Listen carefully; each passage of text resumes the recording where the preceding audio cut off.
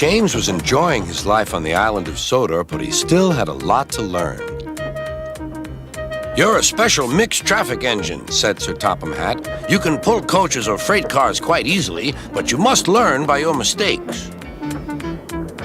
James knew what Sir Topham Hatt meant. He could well remember that dreadful accident on his first day. "Be careful with the coaches, James," said kind little Edward. "They don't like being bumped." Everyone came to admire James. "I'm really a splendid engine," he thought, and suddenly let off steam. Whoosh! A shower of water fell on Sir Topham's nice new top hat. Just then the conductor blew his whistle, and James thought they had better go. Go on, he puffed to Edward. Don't push, replied Edward. The coaches were grumbling too. Don't go so fast, don't go so fast. But James didn't listen.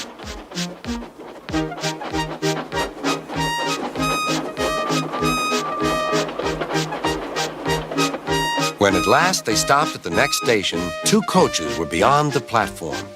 They had to go back to let the passengers out. But no one seemed to know about Sir Topham's new hat, so James felt happier. Presently, they came to the station where Thomas was waiting with his 2 coaches. "Hello, James," said Thomas. "Feeling better? That's good." "Oh, that's my conductor's whistle. I must go. I don't know what Sir Topham Hatt would do without me to run this branch line." And he puffed off importantly. Edward and James passed the field where James had had his accident. The fence was mended and the cows were back again.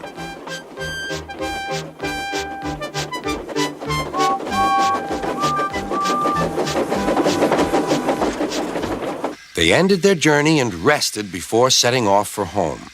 James was still wondering what Sir Topham would have to say about his new hat.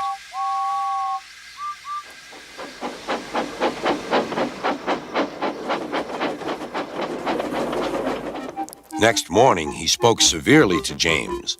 "If you can't behave, I shall take away your red coat and have you painted blue."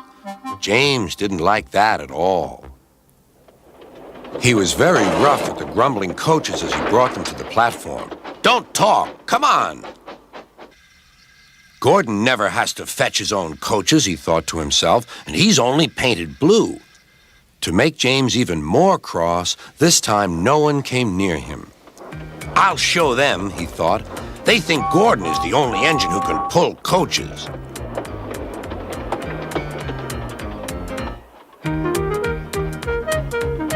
"Hurry, hurry, hurry," puffed James. You're going too fast, replied the coaches. James laughed and tried to go faster, but the coaches wouldn't let him.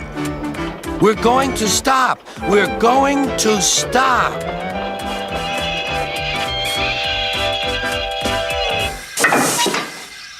"What's the matter?" James asked his driver. "The brakes are on. Leak in the pipe, most likely. You've banged the coaches enough to make a leak in anything." "How shall we mend it?" said the conductor. "We'll do it with newspaper and a leather bootlace," replied the driver. "Well, where is the bootlace coming from?" asked the conductor. "Ask the passengers," said the driver. "You have a leather bootlace there," said the conductor to a smartly dressed man. "Please give it to me." "I won't." "Then I'm afraid the train will just stop where it is." The passengers all said what a bad railway it was. Then they told the man how bad he was instead. Everyone was very cross. At last, he handed his laces over.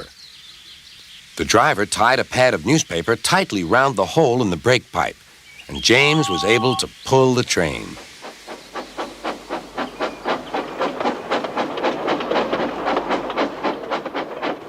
But he was a sadder and wiser James and took care never to bump coaches again.